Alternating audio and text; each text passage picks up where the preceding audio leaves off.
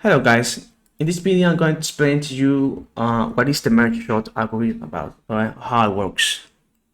So first I want to emphasize that in the last video we saw how the insertion algorithm works, and I said that this algorithm is good for small size arrays. Alright, so merge sort is the contrary, is really good for using for a big size array. All right, so the basics of merge sorts is basically the same. We don't start from left to right. All right, we don't do that here. We just split the array. Okay, we split the array until we have n arrays. Okay, this n here represents the amount of items. All right, and then what we do here is recursively, all right, we execute a merge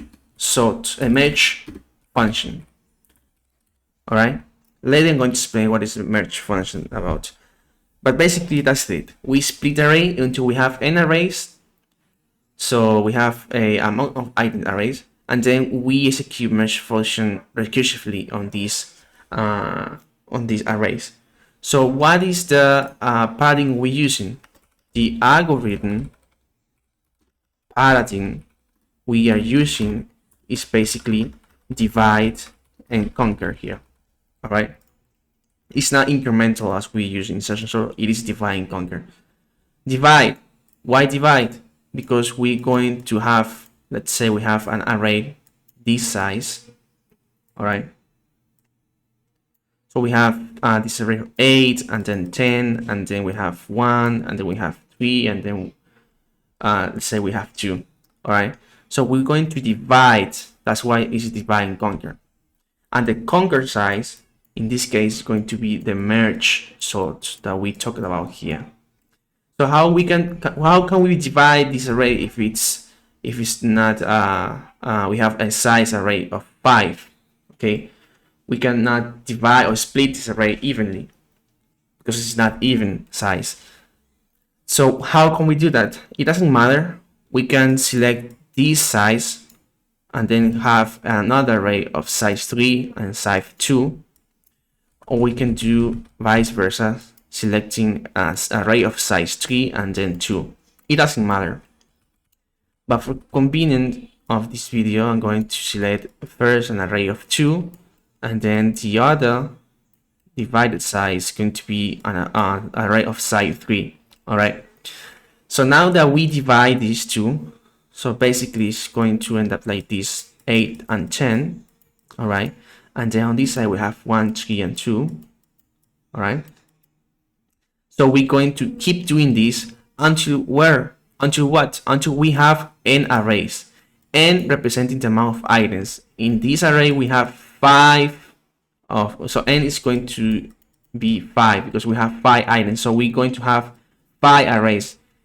Here we have 2. So we continue dividing. All right. We continue the divide part. So we divide this 8 and 10.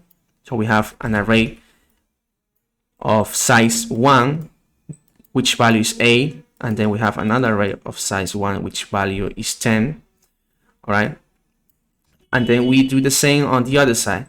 We have 1 and then 3 and then 2. All right, so we have how much arrays we have? We have 5. 1, 2, 3, 4, 5. What the first step says. All right. And then what we do, we recursively, okay, we execute a merge function, or we do a merge basically. So we merge from left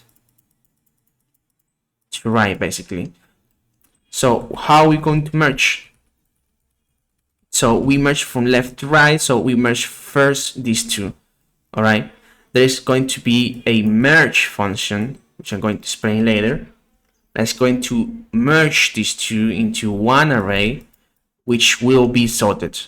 All right. So in this case, it's already sorted, so there is no problem. It's going to be 8 and 10, and we do the exact same on the other side. So we merge these two, all right, 1 and 3. Remember, it's left to right, all right. So we merge 1 and 3. This is already sorted, and then we have 2. And then what we can do is merge these two, and then we will have 1, 2, and 3.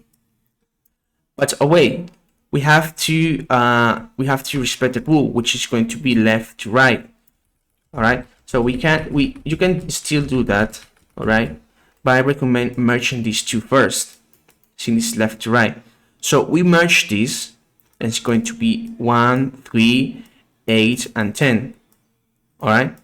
And then I have the last one, which is going to be 2, and we merge both. So this is going to be 1, 2, 3, 8, and 10. All right. So this is easy. As you can see, the concept is easy. What is really difficult to understand here is how we implement this merge function, all right, that we're talking about. So this merge function, all right, basically do these 3 things. So let's select one merge step. Let's say that we are going to merge these two. All right. So the result of these two, or of merging these two, is this array of here, right?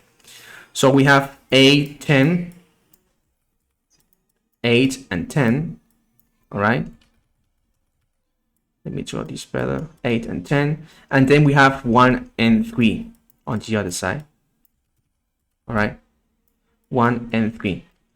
So what the merge function, all right, what the merge function is going to do is first compare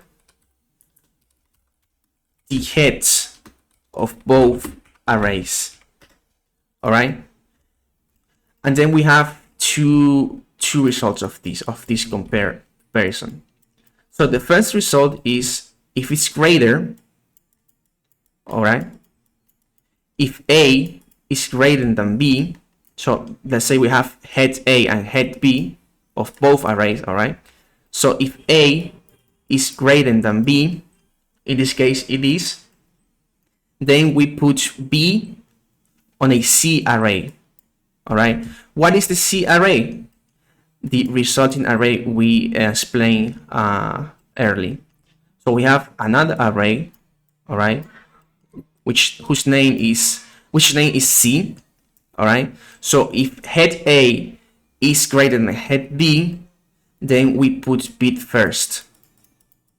We put bit first, or we simply put B in array C. Okay, this is going to be head B in array C. So as A is greater than B, then B is going to be in array C. So B ends up here. And then these two, all right, so this head A stays there. So it doesn't move because we only select one head, which is going to end up in the C array. In that case was 1, so 8 stays in this array. So we have 8 and 10. All right, and now on the other side we don't have 1 anymore, so we only have 3, and then we still do the same. What is the step? Compare. The step is compare the heads of both array. So we have head A and head B. All right, so as this only has has size 1, so we compare these two. If A is greater than B, then B ends up in C. That's it, basically, to summarize. So in this case, in fact, in this case, it works, all right? So we're going to put B in C. So in this case, it's going to be 3, all right?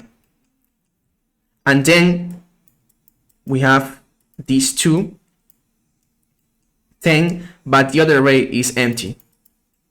All right, we have 8 and 10, sorry.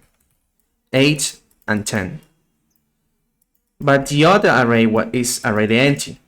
All right, so we simply put these two at the end of C. So it's going to be 1, 3, 8, and 10. And this is the resulting array we have over here. So hopefully you guys understood. All right.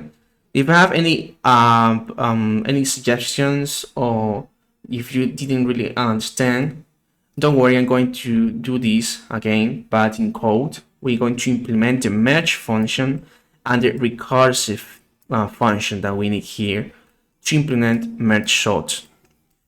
Just to summarize, I want you to understand that this function has a time complexity on the worst case scenario, on the average case scenario, and in the best case scenario, the same.